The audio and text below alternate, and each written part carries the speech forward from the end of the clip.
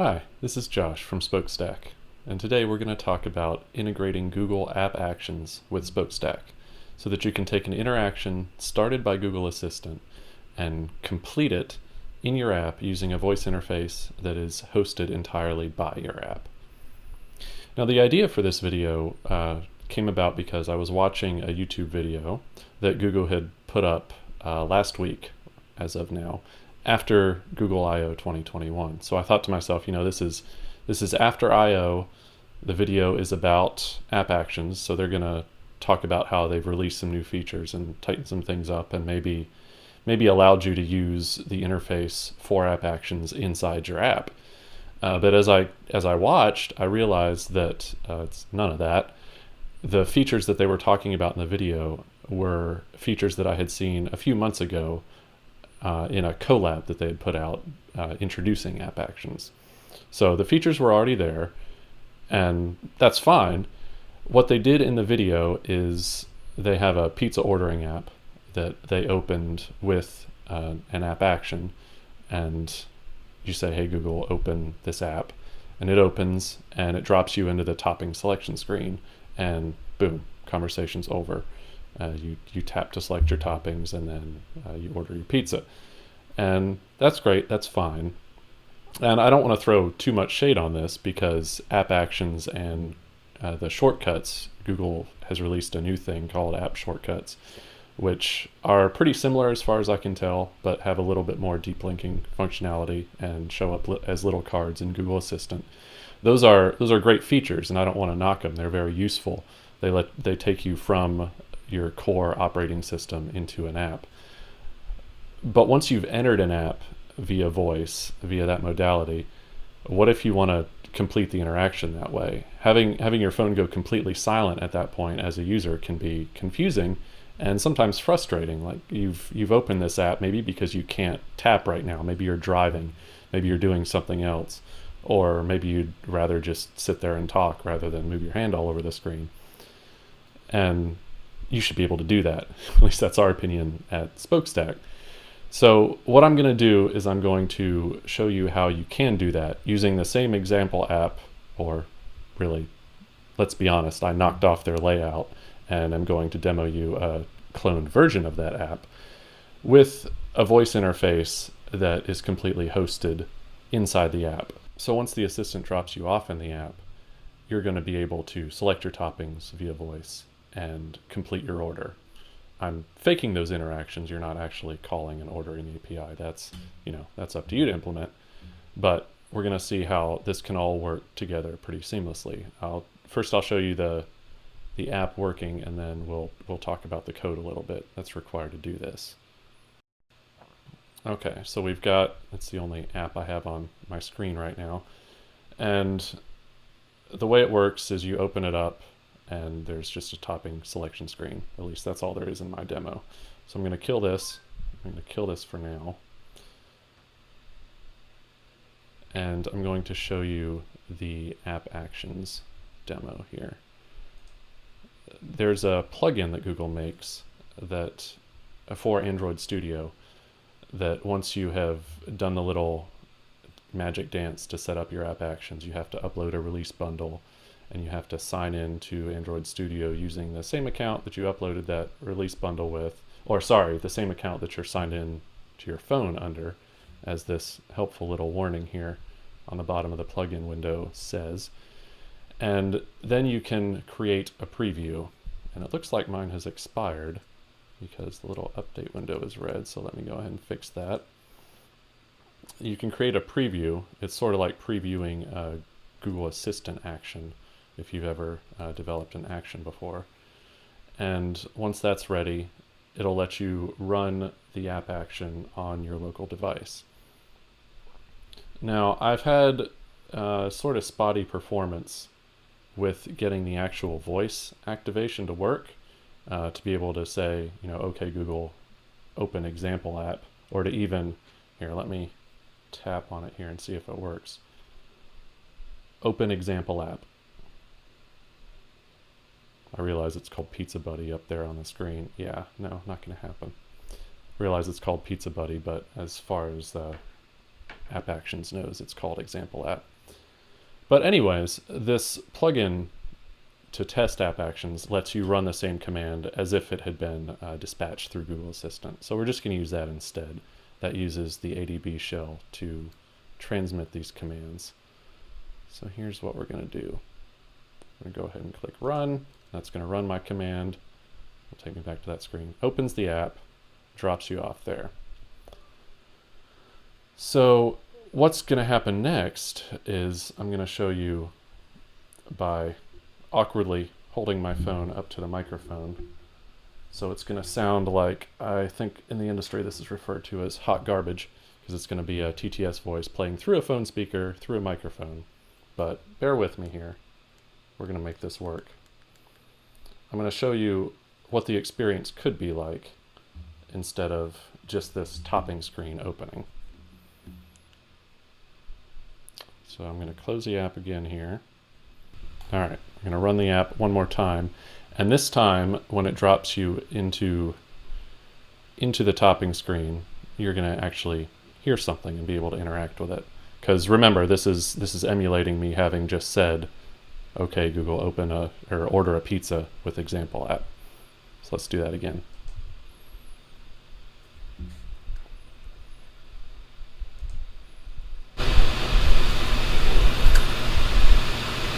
What would you like on your pizza? Pepperoni, mushrooms, onions. Order it. Will do. It'll be there in 20 minutes. So Order it. Yeah, you saw that the last part didn't catch my it on the first time. And I have a very strict NLU model, and so it doesn't accept order as a way to actually fulfill the order. But you can see how I selected my toppings and went all the way through the ordering process. The fact that it didn't read my little TTS response to the order it command is inconsequential at this point. But with a slightly better NLU model, that would work much better. So what we've done is taken a handoff from Google Assistant, and instead of completely dropping the ball on voice, we can completely finish the interaction all the way through to completion, all the way through to fulfilling an order. So let's talk briefly about the code required to do that. So I'll switch over here to my editor. And we're starting here in the Gradle file, our ever-present Gradle file. So what we've included here is the main dependency on Spokestack. And these other three down here, this one is for playback of the TTS audio. These two are both for playback of the TTS audio. And the TensorFlow dependency is for the NLU model. And also for the wake word model, but as you'll see here in a second, we're not using a wake word. This app is dead simple. It's just a topping selection screen. It's not going to be a whole experience. So keep that in mind as I show you this activity, that I'm not showing you a production ready app. I'm not checking for network connectivity. I'm not doing any of that stuff that you really need to do to make a good app. This is a dead simple example of voice interaction in the app. You see at the top, I've got a few class level variables there. And what I've done is I've just recreated their toppings selection and mapped each topping name to a checkbox. Those little check marks weren't radio buttons, they were custom styled checkboxes. And so when the app hears one of these, it's going to check the relevant checkbox. And I've got NOU files here that is to understand the utterances, the speech coming from the user.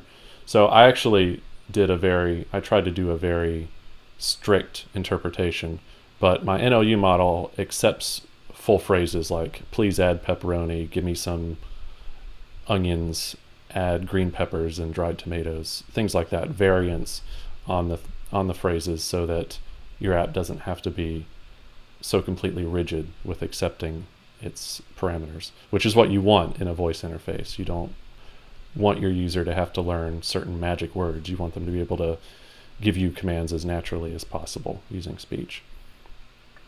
So these are both just also state variables that we'll talk about here in a second. The main magic here is simply building a Spokestack instance when the activity gets created. And we have to, I didn't show you a fresh install, but if we had done a fresh install, a microphone permission modal would have popped up, because past Android API 26, I want to say, you have to check at runtime to make sure you have microphone permission. But let's scroll down a bit to see what's involved in building an instance of Spokestack, which is what handles all our voice interaction for us. So first, we have some models involved. Remember earlier I showed you the file paths for those NOU models. So what we're going to do for this app is we are going to bundle these models inside the assets folder. And that means that the first time the app launches, we have to decompress these models and make them available to the app in its cache directory. So that's what these functions down here do. If we don't have the models cached already, so we're going to check in the cache directory for each of our NOU models, or each of our NOU files. Sorry, there's one model. The others are supplementary files, but we need all of them. And if they are not in the cache directory already, we're going to go ahead and take them from the assets and just slurp those files into the cache directory so that they're available to the app decompressed like we need them. So we have the models, and we're going to build Spokestack using its Fluent Builder pattern setup here. Like I said, this is a very simple demo. You'll notice that when I had the little blip in my demo that the order didn't totally go through, I had no way to reactivate the voice interface because I wanted to make the app screen look exactly, or as close as I could, to exactly like the Google demo looked. And I didn't want to add any extra microphone buttons, and I didn't want to go to the bother of adding a wake word or anything like that, so that I could actually say, hey, example app, and have it start recognizing speech again. If I had done that, I would have been able to say, hey, example app, order it, and fix my problem from earlier, and it would have gone back and actually done the right intent that I intended it to do. But here I'm just disabling the wake word, so I don't have to add its model files in as well. I just have to do NOU because I do have an NOU model running here. So I have to set up the directory for each NOU file, and we saw earlier that I put those right in the cache directory. So we've got each one in the cache directory. And all of these names for the configuration properties that you'll need to set up Spokestack are in the Java doc for each component. They're in our documentation on the site usually. And so you'll be able to find those as you need them. Down here I have API credentials for Spokestack. These are just demo credentials that I have set up for this video. And I need the Android application context to deal with TTS stuff, to be able to play the TTS stuff using ExoPlayer. And last thing I need is a listener to get the events back from Spokestack. So everything that happens in a voice interaction comes back to your app via event. It can be a wake word activation. Hey, I heard the wake word and now I'm going to activate ASR and start listening. Hey, I got a transcript from the ASR or a partial transcript. NLU just finished classifying an utterance and here's the intent that it got. Or TTS is about to play, TTS had an error, any of the components had an error. You're going to get all those in events. So our listener is set up here in an inner class. That's just farther down this file. And the listener just overrides a few events that it's interested in. There are more events than this in the Spokestack adapter, but this is what we need right here. I've added a couple extra features here that we didn't really go over in the demo. I've added a event listener for partial recognition events. So I could have, in the demo, the idea was that I could have said pepperoni, onions, sausage, no, wait, dried tomatoes. And if I had said no, that's what this maybe clear thing is. It goes back and checks the very last topping that I selected and unchecks it. So that's a fun way that you can correct your app state live as the user is talking by using this partial recognize function. I've seen this called sometimes, streaming NLU. We don't have a feature that we call streaming NLU, but this is the same basic effect in that the ASR results are streaming. You're getting words as they come back from the speech recognizer, and you can choose to update your app state simply by sending that partial transcript through NLU and updating accordingly, or recognizing, like I've done, just say the last word or two and using that as kind of a magic term to update your UI if you want to correct something. So I've done that, and obviously when I get results from the NLU, I want to do something. And I have the add topping intent, which you saw several times during the demo. And what it's going to do is it checks the checkboxes, and we've actually already done that here when we saw the initial NLU result up here. So we set the toppings according to what is in the intent slots. Now, this topping slot is only going to be there if we get an add topping. So that's our little safety net, in that we're not going to check anything we don't mean to check because the slot won't be there. So if we get the add topping intent, we also want to let the user add another intent. So we reactivate ASR so it keeps listening. And if it gets the order intent, which you saw it misrecognized me, it's going to play this TTS prompt. And then the reason this is here, this is a TTS event listener, the reason this is here is for the greeting that you might have heard at the very beginning. When Google Assistant dumps you into the app, you want to cue the user to say, hey, you can keep talking.